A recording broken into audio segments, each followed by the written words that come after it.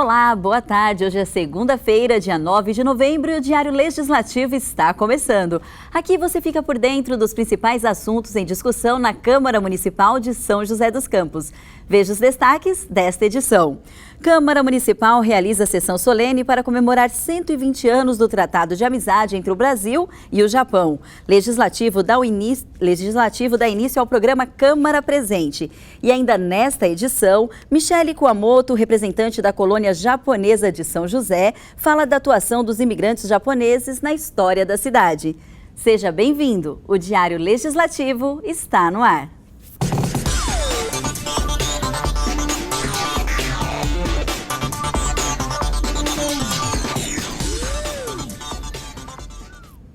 A Câmara Municipal de São José dos Campos realizou na manhã deste domingo uma sessão solene em homenagem aos 120 anos do Tratado de Amizade entre o Brasil e o Japão. Mais de 600 pessoas participaram do evento, que teve como objetivo prestigiar a história que a colônia japonesa construiu no Brasil e em São José. Acompanhe. A comemoração é resultado de um decreto legislativo de autoria conjunta dos vereadores Walter Hayashi, Amélia Naomi e do presidente da Câmara, vereador Shakespeare Carvalho. Batizado de Amizade para Sempre, o evento, que homenageou os 120 anos do Tratado de Amizade entre o Brasil e o Japão, contou com exposições, shows de coral e orquestra, apresentação de taiko, e o cantor Joe Hirata também animou o público. Vem galera, no compasso, do tambor com taiko, batendo na palma da mão. Durante a cerimônia ainda foi realizada a reinauguração do Jardim Japonês da Câmara. E para afirmar a amizade entre os dois países, 21 pessoas, que representam a colônia japonesa em São José, receberam um diploma em nome do Legislativo. A TV Câmara transmitiu toda a solenidade ao vivo. A sessão solene será reprisada nos dias 14 de novembro, às 2h30 da tarde e 7h30 da noite. No domingo, dia 15 de novembro, às 8h30 da manhã. O evento também está disponível no nosso canal do YouTube. O Parque Novo Horizonte recebe na noite desta segunda-feira a primeira reunião do programa Câmara Presente. O programa vai discutir com a população o novo projeto de lei de zoneamento. Mais detalhes na reportagem. A Zona Leste cedia hoje o primeiro encontro do programa Câmara Presente para discussão do projeto de lei de zoneamento em tramitação no Legislativo. Às 7h30 da noite, na Escola Estadual Dorival Monteiro, a população poderá tirar dúvidas sobre as alterações propostas no projeto de lei elaborado pela Prefeitura, além de contribuir com sugestões. Os encontros seguintes acontecem em 16 de novembro, às 7 da noite, no Jardim Morumbi. 23 de novembro, também às 7 da noite, no Jardim Aquários. E no dia 7 de dezembro, no mesmo horário, o encontro será com os moradores dos bairros Altos de Santana e Teles Parque.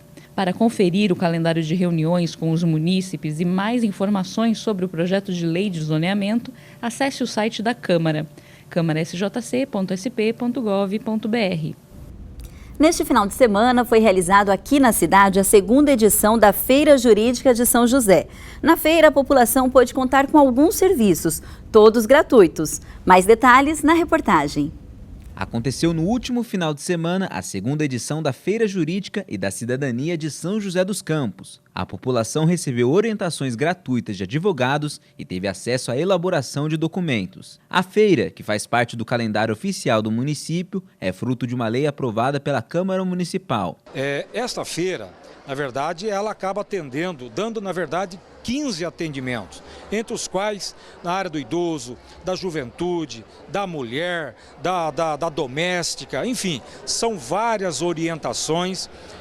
O trabalho esse ofertado gratuitamente para a população que aqui comparece. O público presente pode participar de palestras sobre diversos temas. Os destaques foram os debates sobre o novo Código de Processo Civil, a Lei das Empregadas Domésticas, o Direito Previdenciário e a Guarda Compartilhada de Crianças. Além das palestras, a OAB de São José dos Campos, organizadora do evento, recebeu a medalha Cassiano Ricardo, homenagem prestada pela Câmara Municipal pelos seus 50 anos de existência e prestação de serviços ao município. É uma honra para nós, nós sabemos que essa medalha ela tem uma importância muito grande para as pessoas que fizeram grandes ações na cidade que tiveram uma posição notória.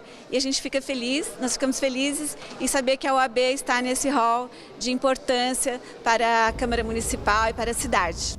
Bom, a gente aproveita agora para lembrar que daqui a pouquinho, às 4 horas da tarde, os vereadores que compõem a SEI da Fundaz vão realizar uma nova reunião. A comissão tem o objetivo de investigar a dívida de 60 milhões de reais contraída pela instituição junto ao INSS. Nessa reunião, na reunião que será realizada daqui a pouco, os vereadores vão apresentar o relatório final da conclusão dos trabalhos. E vale lembrar que a TV Câmara transmite essa reunião ao vivo. E no próximo bloco, no mês em que comemoramos 120 anos do Tratado de Amizade entre o Brasil e o Japão, recebemos em nosso estúdio Michele Kuamoto. Ela é da colônia joseense e veio aqui para falar um pouquinho sobre a atuação dos japoneses na história de São José. A gente já volta.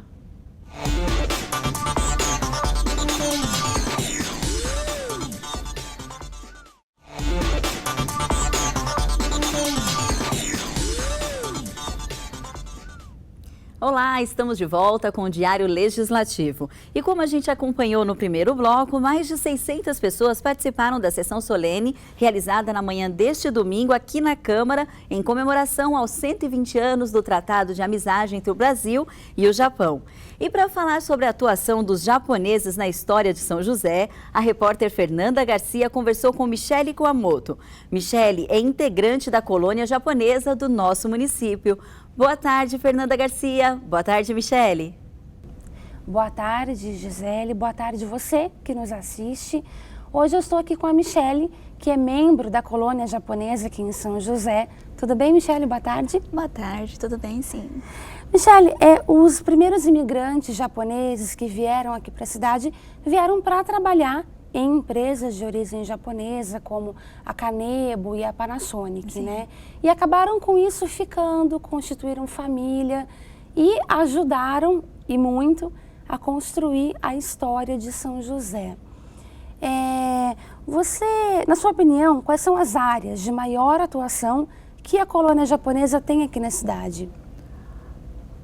Olha, não posso dizer que a colônia japonesa ela é focada em um ponto apenas. Nós temos várias áreas que nós estamos abrangendo.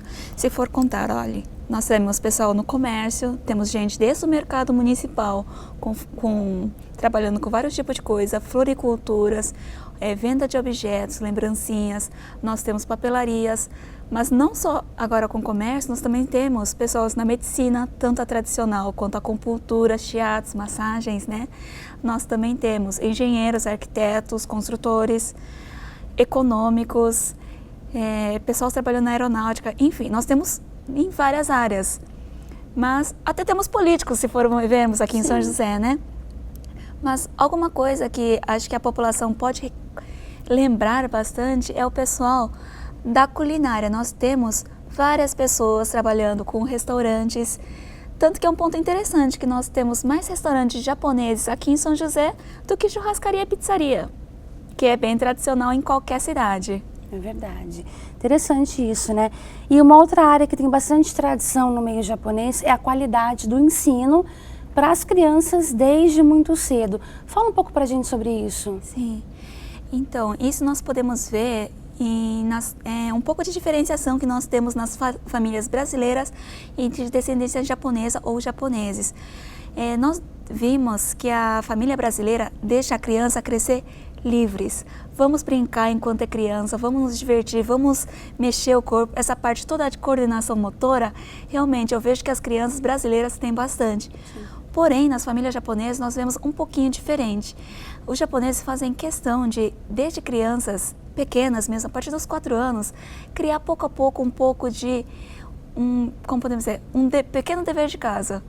Vamos fazer com que as crianças vejam que tem alguma coisa importante a serem seguidas. Tanto que minha educação ela foi feita no Japão quando eu era pequena. A pré-escola foi no Japão. E desde pequeno já tive que aprender todo o alfabeto, a soma, a subtração, divisão e multiplicação um pouquinho antes de eu subir para o primário. Então eu vejo que toda essa parte de educação básica, as famílias japonesas fazem questão das crianças terem, para que quando subam para o primário, já saibam essa parte e consigam entender melhor toda a parte de geografia, histórias e outras matérias. Então realmente é uma prioridade para a família japonesa, né? Sim, fazer com que as crianças aprendam um pouquinho mais cedo para que possam compreender melhor. E tem famílias que ensinam tanto português quanto japonês, então imagine, vai começar um pouquinho cedo mesmo. É verdade. Michele, nesse final de semana, um evento aqui na Câmara comemorou os 120 anos do Tratado de Amizade entre Brasil e Japão. Qual foi a importância que esse evento teve para vocês da colônia? A colônia japonesa, ela ficou muito feliz com esse evento dos 120 anos, pois foi uma chance de relembrar todo o trajeto que houve aqui em São José dos Campos. Como comentei antes, nós trabalhamos em várias áreas e a Câmara Municipal, com os vereadores Shakespeare Carvalho, Walter Hayashi e Amélia Naomi, terem lembrado desse trajeto que nós fizemos, criaram essa chance de poder relembrar tudo que nós fizemos. Então, realmente, o evento foi muito bom, a colônia ficou extremamente feliz com essa homenagem. Não foi apenas um diploma, não foi o diploma que fez com que a colônia ficasse feliz, foi essa chance de poder relembrar, recontar tudo que nós fizemos aqui na cidade. Legal. Então, para encerrar, eu queria que você deixasse uma mensagem para as pessoas sobre essa questão de boa convivência, respeito às diferenças, né? Num tempo de tanta intolerância, duas nações comemorarem um bom relacionamento é um exemplo, né? Sim. Eu acho que todo mundo deve perceber um pouquinho essa diferença entre a colônia do Japão e a brasileira. Eles falam que os japoneses às vezes são muito sérios, elas são um pouco frias, mas na verdade não é bem assim, é que nós somos um pouco... nós não queremos criar, na verdade, até esse é um ponto de opinião minha, nós não queríamos fazer nenhuma gafe, então nós tentamos mostrar o máximo de honestidade, seriedade com as pessoas, para mostrar que não, nós queremos fazer o melhor. E às vezes nós passamos uma imagem fria. Mas, por outro lado, os brasileiros, eles são bem quentes, são bem calorosos. Então, eles aceitam essas pequenas diferenças que nós temos e acolheram aqui na cidade. Então, talvez esse ponto de seriedade no Japão e esse calor humano que os brasileiros mostram tenha unificado muito bem com esse evento. E até agradecemos por ter nos aceitado com os braços abertos e mostrado que, mesmo com essas pequenas diferenças, acho que perceber o lado positivo um do outro é o que faz com que as pessoas tentam seguir com as mãos dadas à frente e enfrentar o que vir e vier. Certinho? É verdade. Michele, obrigada pela sua participação aqui no programa. Então, fica a dica aí, né, de um convívio harmonioso, respeitando a diferença com o próximo, que eu acho que vale para todo mundo. Nós voltamos ao estúdio agora com você, Gisele. Obrigada, Fernanda Garcia. Agradecemos também a participação da Michele Kuamoto. Muito obrigada. Bom, no próximo bloco, confira as atrações da agenda cultural. E no Giro Esportivo, o Giro Esportivo traz o resultado de várias partidas que foram realizadas neste final de semana. Tem muita vitória para a gente comemorar, viu? Nós já voltamos.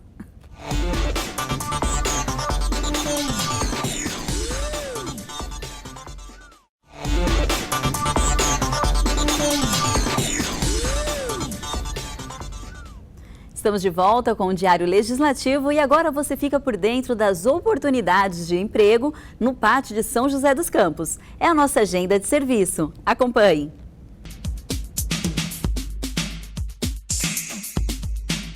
O Pátio Posto de Atendimento ao Trabalhador de São José dos Campos tem oportunidades de empregos para analista de marketing, atendente de lanchonete, auxiliar administrativo, açougueiro, barman, cozinheiro geral, desenhista industrial gráfico, fiscal de caixa, garçom e instalador de alarme. Para se candidatar é fácil, é só comparecer ao pátio levando RG, carteira de trabalho, CPF e o cartão cidadão.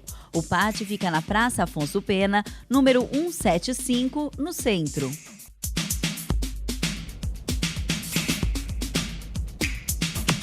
Confira agora as atrações culturais para esse comecinho de semana.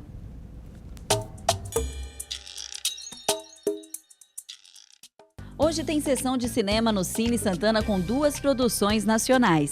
Vai ser exibido o curta Iminente Luna. O roteiro se passa em um asilo onde um homem rabugento descobre o sentido da vida ao ouvir histórias do amigo que não consegue mais sair da cama. E também tem o filme Canta Maria. O longa é baseado no livro Os Desvalidos, de Francisco Dantas. As sessões começam às 7 horas da noite e a entrada é gratuita. Ainda nesta segunda, no Centro da Juventude, tem o Segunda no Quiosque, com shows da banda Dom Pescoço. A banda propõe uma mistura de ritmos latinos e brasileiro, com muito swing e energia. A apresentação faz parte do projeto O Batalá, que conta com a presença de bandas locais. O show começa às 8 da noite e a entrada é livre. Participe da nossa programação. Envie sua sugestão de agenda para o e-mail agendatvcâmarasjc@gmail.com.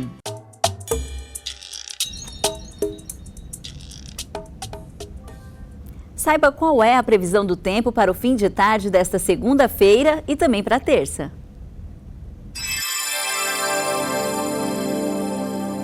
Céu nublado com muitas nuvens se mantém no fim da tarde desta segunda-feira, com chances de chuva a qualquer momento. A máxima do dia chega aos 29 graus e a mínima 18. Já na terça-feira, as temperaturas devem subir. Durante a manhã deve fazer sol, mas as chances de chuva pela tarde são grandes, 80%. A temperatura máxima desta terça-feira deve alcançar os 32 graus. A mínima fica em 18.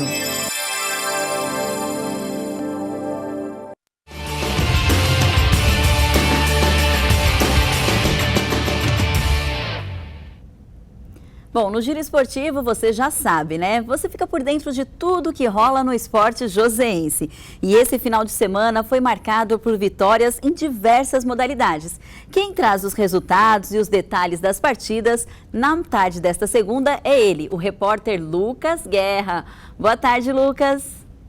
Gisele, o basquete pode comemorar. Neste fim de semana, o time de São José, que está invicto, venceu o Ceará por 91-80, fora de casa, lá em Fortaleza, pelo segundo jogo do Novo Basquete Brasil. Agora a equipe soma 2 vitórias. O próximo duelo é amanhã, aqui em São José, contra o SC Pinheiros. A partida é às 8 horas da noite, no ginásio Lineu de Moura.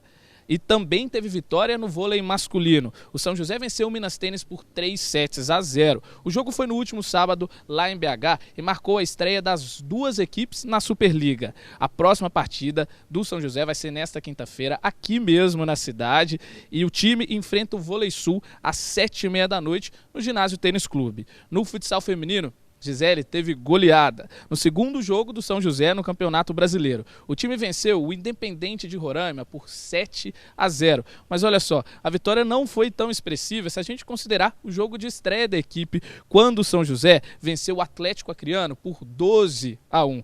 Isso mostra aí que o time de São José é um dos favoritos no futsal feminino. Já no futsal masculino, também teve vitória. O São José venceu o Taubaté por 9-5 na casa do adversário pela Copa Paulista. A gente acompanha agora alguns dos gols da partida.